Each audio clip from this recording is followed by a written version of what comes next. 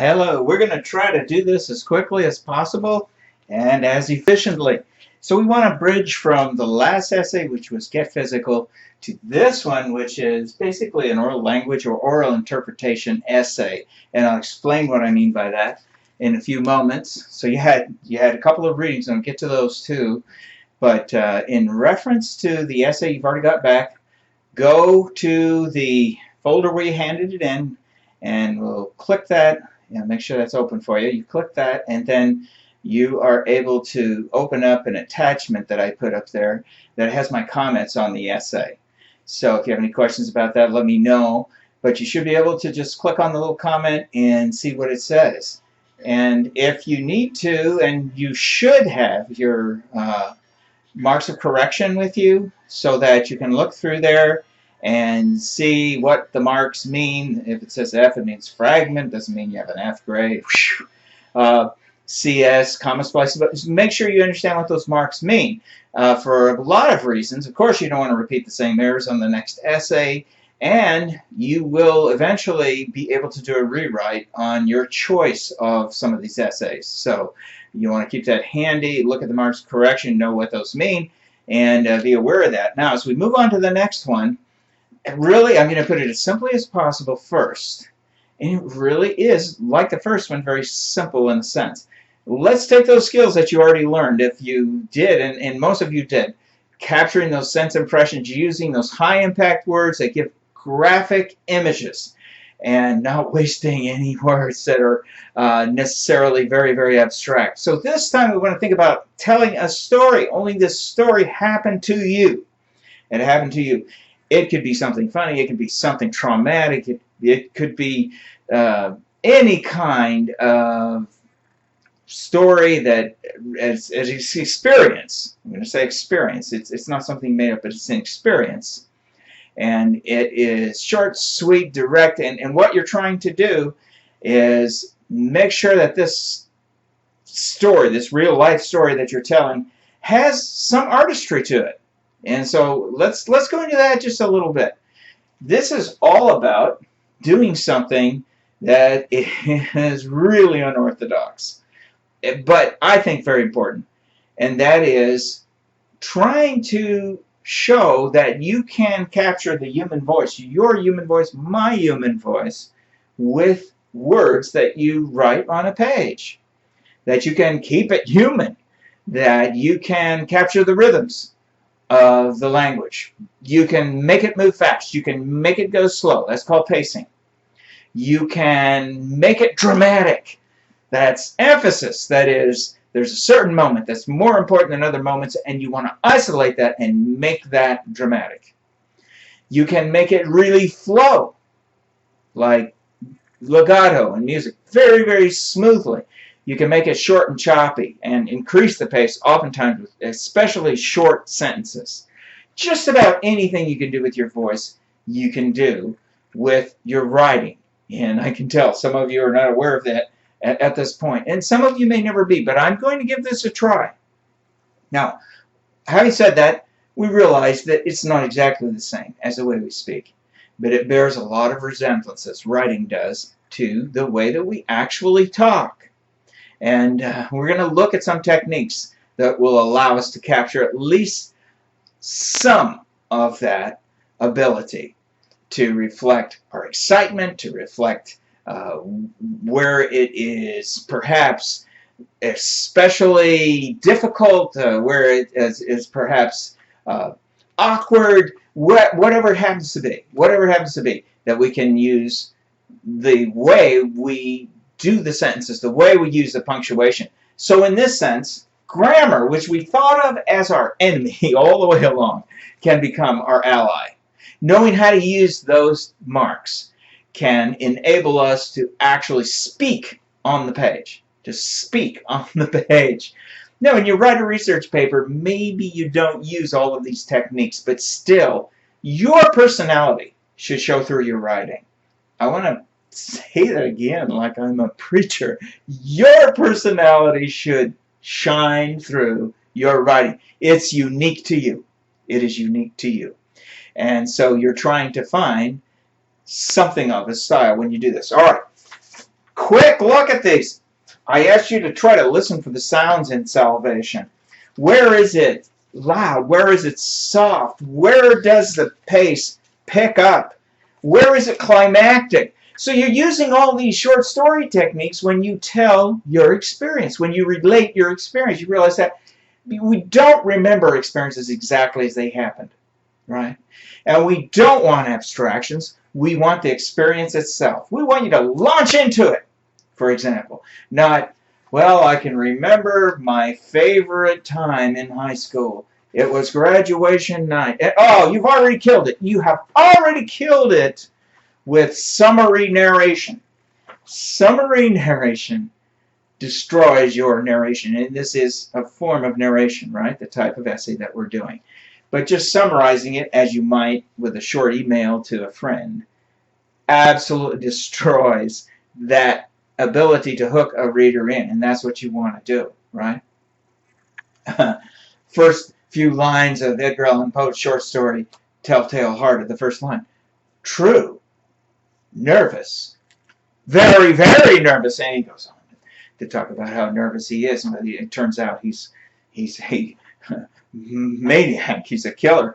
But he's speaking from his point of view. But you notice Poe doesn't start with this abstract narration of, well, there was a man many years ago who lived with an old man, and he couldn't stand the old man's eye. And so none of that. Just throw us right into the experience. That's what you want to do. So notice how Langston Hughes does that. There isn't a lot of preparation. There isn't a lot of background. Don't give us a lot of background. Just get us into that experience, right? And look at how there's not enough time to go into all of this, but where does he slow it down? Where is it emphasized? Look at the remarkable way he does that when he gets to a one-sentence paragraph. Now, there's a technique. A one-sentence paragraph. You're not going to use it all the time. Probably not use it a great deal in academic writing, but boy, does it reflect the pacing and the voice. Where does he do this? When he makes his decision against his conscience to be saved, quote, be saved. And he says, so I got up. 3 words, 1 paragraph. What an amount of emphasis, right? So, I mean, we can look in our good old grammar book, right, for variety and emphasis and ways to gain emphasis. Different marks that we can use. We can use marks like the dash when we want to stop. And I know sometimes you want to do that, but you don't necessarily want to throw in a fragment after you want to stop, right? I especially feared seeing one person show up at my doorstep unexpectedly. Now, I want to stop. I'm going to stop. Dash. My mother-in-law. Now, there's not a hash. Don't share that with my mother-in-law, please. But you get the point, right? You can arrange what you're doing so that it reflects your voice. The louds, the soft. You don't want to overkill with exclamation points. It'll make it seem like you're being manic, right? Some people do that. But well used on occasion. They can work. Okay, I'm going to say this. This is a sin. This is a crime. Okay, against the very rigid ideas of some. Sometimes we use deliberate fragments, not fragments that are accidents, deliberate fragments to reflect the way that human beings actually speak. You know, if somebody in your experience that you're giving us in this essay swore, I'm not saying you should do that, but if they did, give us the dialogue, give us a reality. Don't give us abstraction. Don't talk about it. Don't say it was, as some of you did, it was a beautiful day. That means nothing to me. I can't see it. I mean, you know, if there are orange poppies on the hill and whatever it happens to be, you have to show it. You can't tell about it. And the same is going to hold true here. So what happens? We actually are like short story writers in a very real sense, even though we're writing about our experience, right? So Langston Hughes, the great poet, captures that experience with these beautiful rhythms in his writing and the power of it. And listen, I mean, we get 598. The preacher preached a wonderful rhythmical sermon, all moans and shouts and lonely cries and dire pictures of hell. And then he sang out a song about the 99 safe in the fold, but one little lamb was left out in the cold. Then he said, won't you come? Won't you come to Jesus, young lamb? Won't you come? Now, does that not put some pressure on the young narrator in the story to do just that? So he captures this power of this experience, and that's what I want you to do. Not the abstraction, not the humdrum, not the, wow, I can remember my favorite trip was when we went to Las Vegas and we went gambling, and, you know, we got in the car and it was a beautiful day and, you know, everything was nice and we ran out of gas. You killed it again. You already killed it. Better have that slot machine ring. Better have that prostitute approaching you in Vegas and asking you if you want, well, maybe not that. That happened to me, but I don't want to go into that. I told her she'd be terribly disappointed and not to bother with it. And I gave her $15 because it seemed like she needed money. And but that's another story. But I could tell that story. I could write that story. So there it is. Those are the kind of techniques we want to use. We want variety, emphasis, loud, soft. Sometimes we want something to interrupt what we've been writing, and so we use parentheses. Maybe we want it softer. So we put that inside of the parentheses, as in the side. These are all verbal techniques. These are all techniques of the human voice, right? And I'm going to encourage you to go ahead. Be unleashed. Go ahead. Use them. But keep it short. Keep it powerful. Keep it well-paced. Know about plot. What's plot? Sequence of events, right? You actually have a plot. You don't remember exactly how whatever it was happened. So you have a sequence of events.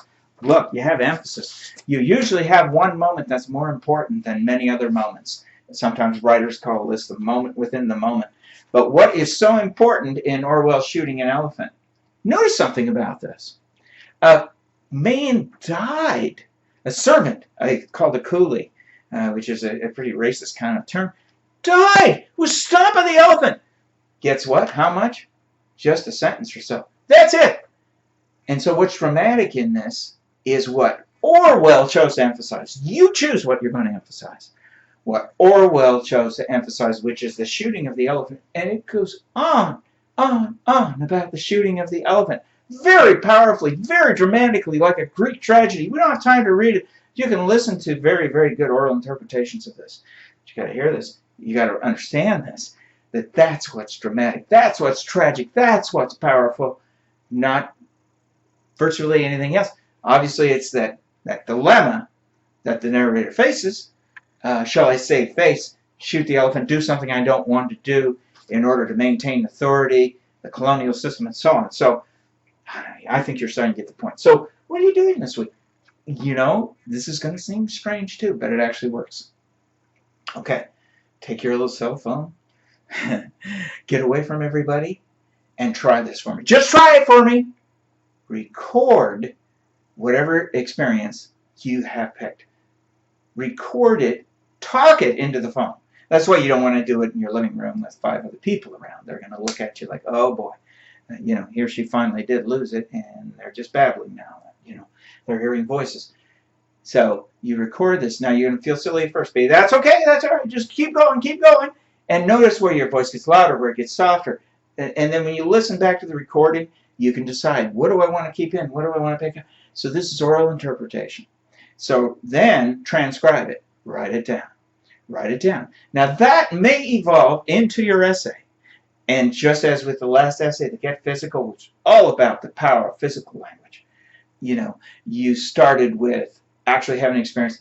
This time too, you can actually have an experience or draw on a recent one. I usually urge people not to draw on experiences that happened eons ago because they get foggy, shrouded in sentimentality, and very abstract. Boy, are we not looking for that. Not at all. Now, I'll have samples for you, sample essays, as always, that you can look at. But that's really it for this week. That's what we're doing. Plus, we dig in to our handy-dandy grammar book, not for drudgery, but for freedom. That is, the freedom to use marks to represent our human voice, our personalities. This actually works, believe it or not. Okay, enough said.